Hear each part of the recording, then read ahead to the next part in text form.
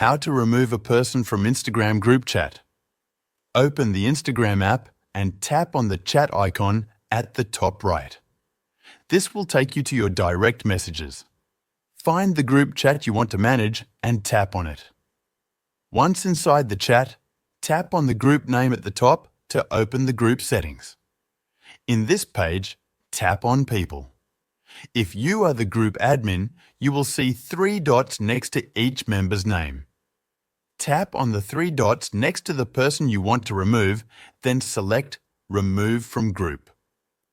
This will immediately remove them from the chat, and they will no longer be able to send messages or see new conversations.